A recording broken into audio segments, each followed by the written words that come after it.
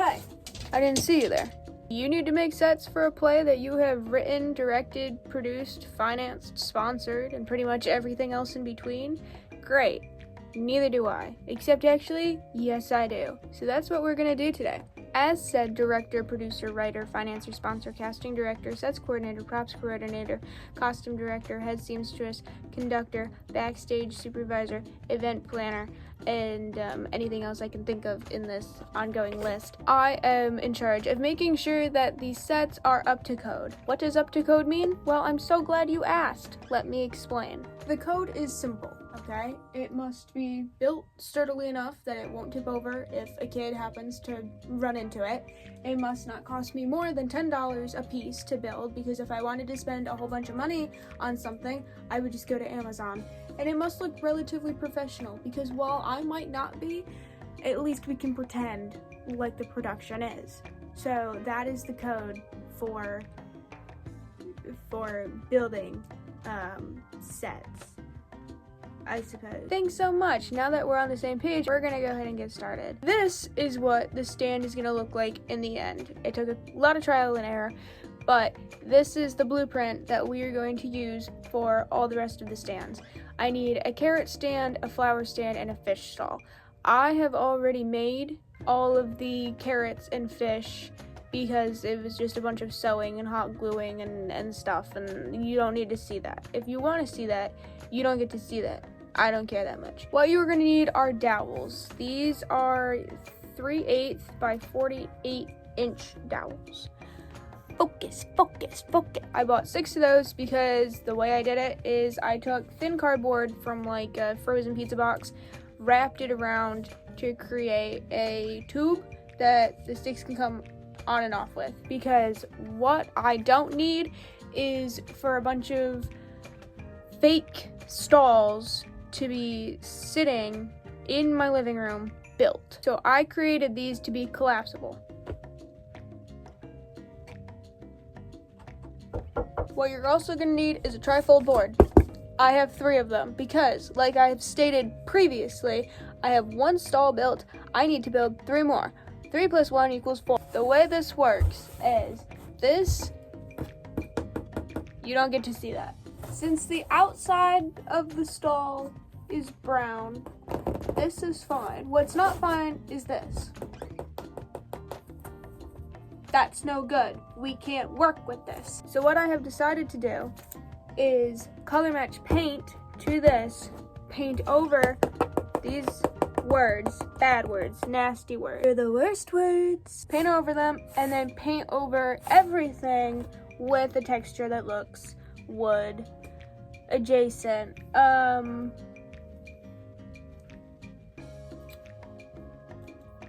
I'm going to try to explain this because if there are any of you out there who genuinely want to know how to build this, I'm going to try and make this like an actual tutorial. But for the most part, I don't think you care that much. I personally don't care that much, and I'm editing this video.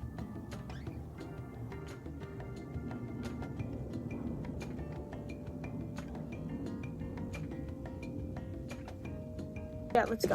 I know you can see the trash under my bed. Don't pay attention to that. What we're gonna do right now is I'm going to sit and paint over these, and by the time I come back to you, all of them should be painted. Okay, great. I will see you guys after it's painted.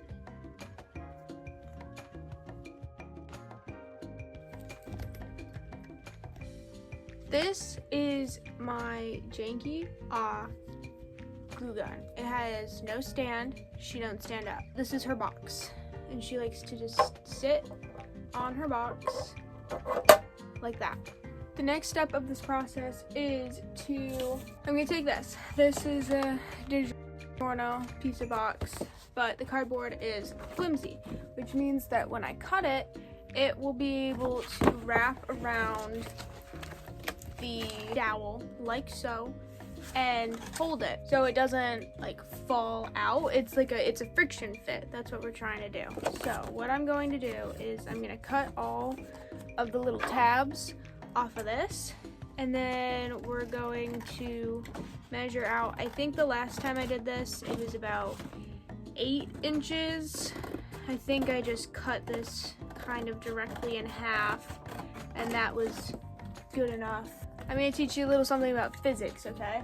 I don't know anything about physics. If I were to make a casing around this dowel about yay big, 4 inches, give or take, it would have a easier chance of ripping loose on the box and falling over. It would be less stable because the fulcrum is such that it's the weight. You know, physics. I'm not a physics person. I don't know how to explain this to you. I just know what works and what doesn't work. So instead of making it 4 inches, 8 inches. And this is a lot more stable than if it were to be like 4 inches or whatever this is. You know what I mean? Now that we have this, we're gonna cut this in half, right here. One side is obviously bigger than the other side, but whatever. When you do this, you want this side to be out, so when you roll it with the cardboard color on the outside, because that makes it easier to hide. Now, I pre-rolled everything, kind of. I pre-bent it. That way it had an easier time rolling. I think for the flower stall, I want like an awning. I'll probably put pictures up. No, I won't. So for that one, I'm gonna have to make sure that the supports are stronger. I wish I had smell-o-vision, because then you'd be able to smell my hot glue gun burning. That's another feature of the hot glue gun. Yes, so what we have here is a Super Bonder dual temp hot glue gun with no stand and a lot of stuff all over it. That is the make and model. I don't actually know if that matters, but you can use it as a weapon in more than one capacity. It has this little switchy thing that I think is supposed to be for the dual temp, a trigger that is very not comfortable actually, and the tip is melting. The hot glue likes to come out the back here, but it's clean right now. What a great gun. Out of one piece of this, I made 2 of these. What I had to do now is make sure that this fits snugly onto this dowel, because what I want is a friction fit. This is not a friction fit. Unroll this, and then I'm going to glue this tube together while it's on the dowel.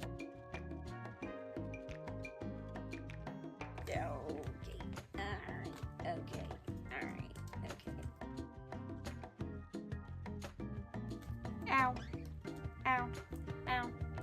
So we can do that again. Ow. I have this tape that I bought off of Amazon. It's paper tape. It's essentially just painter's tape, but it's textured on top. You can't see that. I don't know why you would care. And I just take this and I go around the tube to hold it all together. I just do this to give it an equal texture all the way around. It helps clear up any bumps. It helps seal the seam right here. That way paint doesn't get under it. And it helps just keep the tube together. So I wrap this real tight. Now this end is wider than this end. And so when I do this, it's more secure up here. So this is gonna be the top, and I'm gonna seal in the bottom.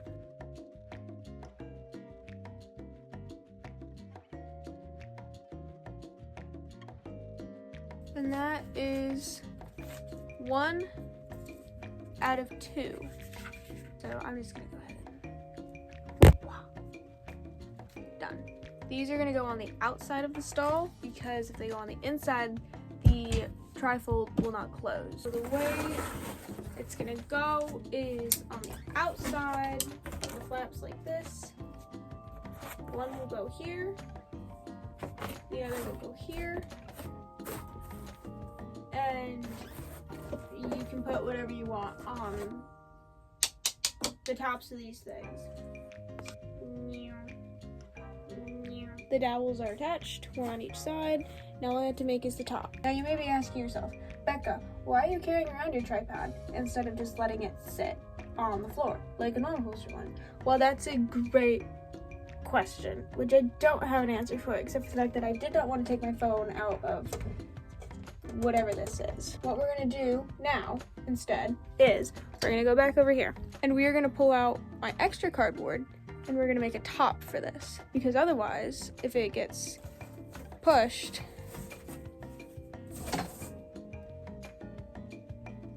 it can fall over, which is not what we want. Cardboard stash secure. Now I just have to do some math. I have to figure out how long this is by how deep this is to figure out how much I need to cut out of this to make the tabletop. I don't know if I'll show you that, but measure once, cut twice, as the good Lord prophesied in the book of DIY. So I cut out the top of the stall, and the math that I did was essentially just laid this piece of cardboard on the floor, put the stall on top of it, traced it with a marker, and then cut it out and prayed. So now that we have the top cut out, we can now figure out where to cut out the slits in the sides of the stall to get the top to fit flat in the, I'll show you. I'm gonna show you. Don't worry about it. Just don't worry about it. Okay, so I think the best way we're gonna be able to get this onto this, because the way that this is supposed to work, sorry, my bad, is that there's supposed to be slits cut into the sides. That way all you have to do is insert the tabs into the sides and it like closes around it and it sits on the, like that, you know what I mean? And so I think the best way we're gonna be able to do that is by, well, no, what are you doing down there?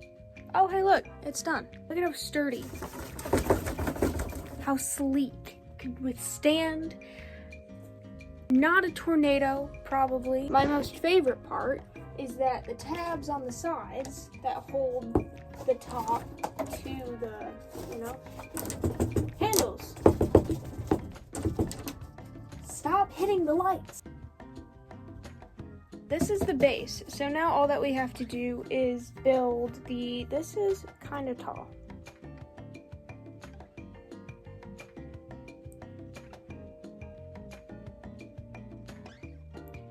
It's fine. So what if this is tall enough for me to stand on it as a 5'4" white woman? Surely a child who is yay tall will be able to fit behind this. Surely. I already cut some off the bottom. How much shorter do you want me to go? I think for the carrots, I'm not sure what I want on the top of this. Maybe tassels, like a string of tassels, because I want them all to kind of be distinct from each other, you know what I mean? I have some green, some orange, some brown felt left over. So I could theoretically make another string of flags, but just make them look like carrots.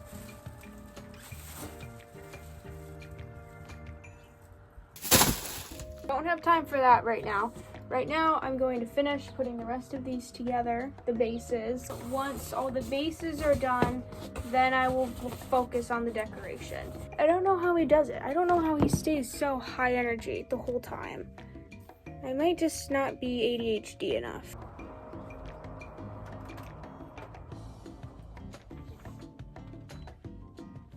They're done. Whoa. They're all kind of different heights. Like this one's the tallest and this one ended up super short. Oops. But other than that, it's fine. Now that the bases are done, it's time to work on the decorations, because the decorations are going to be more fun than painting all of these. So I already have the banner done for the carrot stall. There's one that goes around the front, and then there's one that hangs from the poles. I cut slits into the corners. For the front banner, it's just on a string, and then there's knots in the corners. That way you just have to slide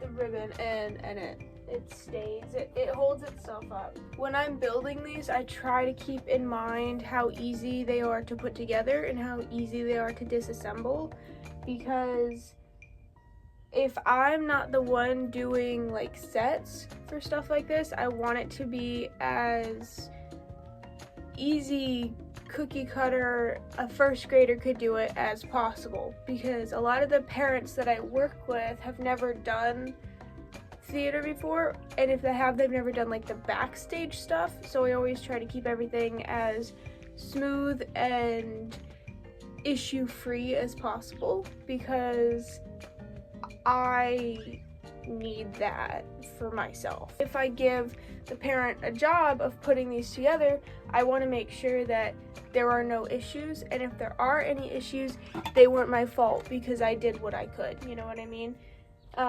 The ribbon is fraying, so I'm just gonna scorch that really quick. If you do have ribbon that frays, all you need to do is blast it with some heat and it'll melt kind of down. That way it doesn't fray anymore. But these are my carrots. I made them by just cutting out triangles from the orange felt, and then I cut out triangles actually from the green felt, and then I cut slits into it, and then I pulled these to make them longer and kind of skinnier. And then I just hot glued them to the backs of the triangles and then glued the ribbon over top of all of those. And then the way that I attach them to the poles is I made little pockets. So they sit right on top of the poles.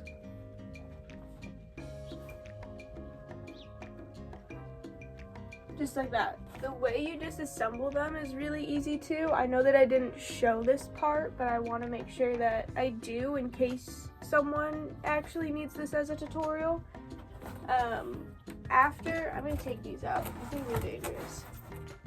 So the poles slide right out of the casings that we made, and then the top slides right out of the side. So you see the tabs, and you just slide them right out. These I usually mark. This is front and this is back. That way they know the back goes to the back and the front goes to the front. Because like I said, I want to make this as easy as possible. So the back is the part that hits the back of this, and then the front is the part that sticks out on this side. When I was measuring it on the board, I laid this whole thing flat on the ground and I measured this, that way it fit within the door. And then I just counted like 3 or 4 down, because you can see the ridges inside of the cardboard. I just counted like 4 down, and on the 4th one I marked it. And then I just cut it out with my X-Acto knife. That way I knew it would not break through the top and that it would fit exactly where I needed it to fit. To just put it back in, you start by putting in one side, and then you can just put in the other side, and it just fits. It's not like a flush fit. There are some gaps, but I mean, honestly, it's fine. No one's ever gonna see those gaps, so it really doesn't matter.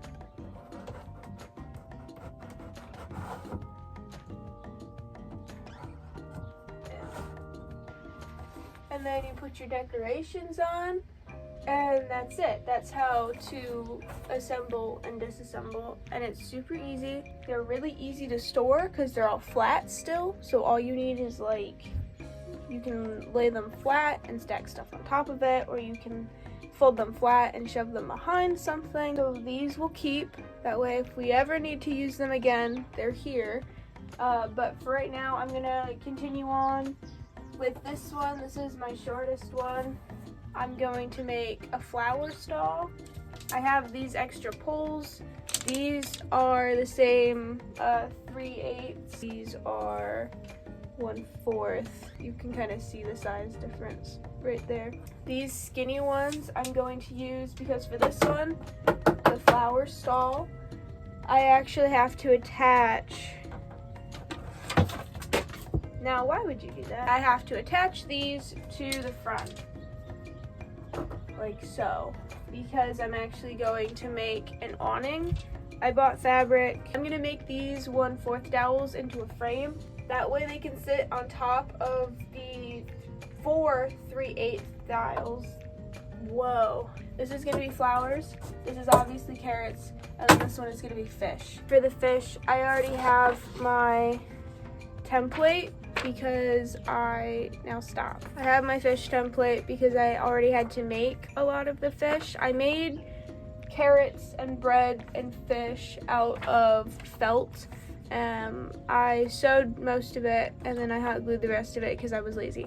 But I have this template and I have this silver craft foam, and 4 of these fish templates can fit on this foam.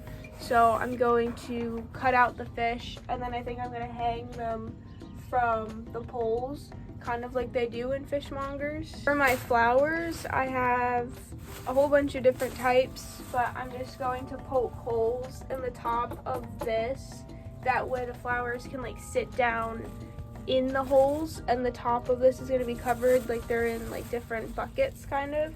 So that's what I have for these. I got a whole bunch of different colors because I didn't want it to look monotonous. That's not right. Anyway, doesn't matter. So felt is really good. If you need to make anything ever, I suggest felt because it's cheap and it's easy to either sew together. This was all sewn, or you can hot glue it and it'll look pretty much the same. You'll have pretty much the same end result. It doesn't fray, it doesn't tear easily unless you cut it really thin and then try to pull it apart. It's durable, it's soft, it's easy to wash as well. You can wash the felt and it'll be fine. So I suggest for any project you need to do, I would suggest felt because that's going to be your best option, especially if you're doing something where like it's going to be touched or played with. It's also really light, which is why I liked it for these, because these tend to bow. It's really nice and light, and it doesn't cause a lot of issues. Otherwise, we're gonna go ahead and get started making the rest of this. Oops. So, for a flower stall awning, you're gonna need some of this, some of these, and probably some hot glue, which is over there, buried beneath all the rest of my stuff. And by the time hey, it's done. I put all 4 dowels on the book. In the top here, I made a frame out of those thin dowels like I said, but then I also had to make my own brackets. So the way I did that, I took thin cardboard like this and I rolled them into these. Now these fit around the 1/4 dowels that are in the top of this thing. And with 2 of these on each side, I cut off the corners. That way they would fit together like this at a right angle. Once I had them fit together, I glued them together and then I wrapped them with tape, and then I rolled more of this cardboard to fit around my 3/8 dowels. And with all of those together, and I came up with a bracket like this. So these 2 on the top were these pieces that I glued together. And then I created a base that I just wrapped around. I used all my tape and I just wrapped it around like that. And so this fits onto my 3/8 dowel, and then the 1/4 or the quarter dowels fit into the right angle, and then this I just draped over top and then hot glued all the corners down, kind of like wrapping paper, so everything fits together friction fit. None of it is glued together except for the pieces that need to be, such as the brackets. I just realized I've been calling them brackets and I don't actually know if that's what they're called. So now it's super top heavy, but I think with like the flowers on it and everything, it's not gonna fall over. Like, it's not gonna fall over as it is right now anyway, but if a strong breeze catches it, we may end up with a second 9/11. This took me probably close to 3 hours. My phone ran out of storage. The most time-consuming part was making the pieces to connect all the corners together, but other than that, it wasn't difficult. It wasn't hard, it was just time-consuming, which is why I procrastinated this for as long as I did. Now that this is done, I'm going to work on cutting out all of my fish, and then we will paint and put it all together, and I'll show you the final finished process. These don't come off. I've tried, it doesn't work. So what you're just gonna do instead is take a marker of your choosing, and we're just going to, it doesn't have to be perfect because no one's gonna see the back of them, but you can fit 4 of these big fish onto one sheet of this, like this. This is a standard 8.5 by 11, if that helps. So it's about 11 long, over 11 long, because it, you know, and then probably 4.5, 5 inches at the widest parts. So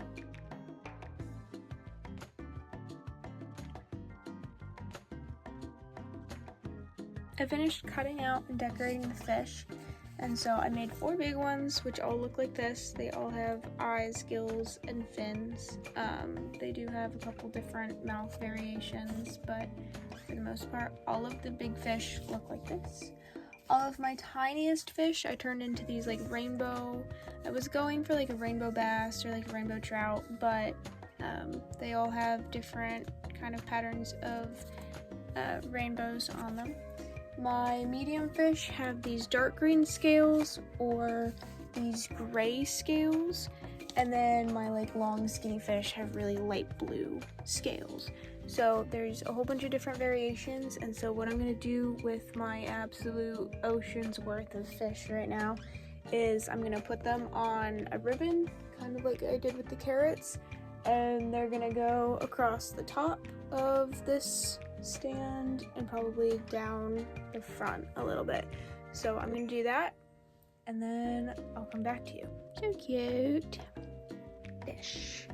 So I have them hanging here, and I have them hanging here. This I'm gonna have to fix because if it's not properly set, it sits like that. I got hot glue on my nails. So I think I'm gonna weight this down somehow, or I'm gonna have to probably pleat the ribbon. But otherwise, I think it looks good. I did the same thing with these that I did with the carrots. I have the felt pockets that they sit in on both sides. That's how I've been doing all of the banners, kind of like this. It's wonderful. It's exactly what we want. So I've been working on this quite literally all day, and now I have to go to work. So I'll see you guys after work, or maybe I'll just finish them and you will never see that process. I accidentally put the stalls into storage before I could show you how they all ended up, so I'm gonna do that now. But this is the carrots, and this is the fishmonger. The play is tomorrow, so I'll probably get some better B-reel for you guys then. But I'm gonna show you how I don't know if I showed you this already. I'm going to show you how I put together the top for the flower stall. So these are my little brackets that I made. They're falling apart because, like I said, it's been in storage for a hot second. I'm starving. Put the brackets onto the sticks. We got the 2 long sticks that go like this. And then, oh my goodness. Okay, this goes right here. This goes in here. Don't break it. And then this goes on top.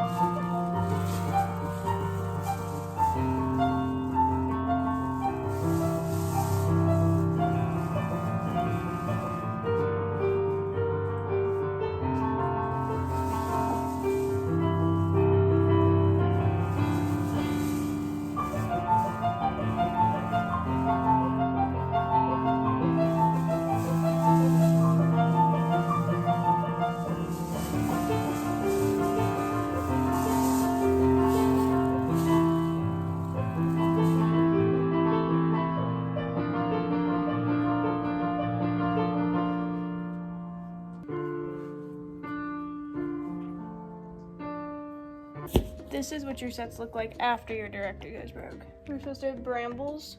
This is it. This is as good as it gets. These are fishing poles. They go with the fishmonger. These I made last year. Everything is an investment, you know what I mean?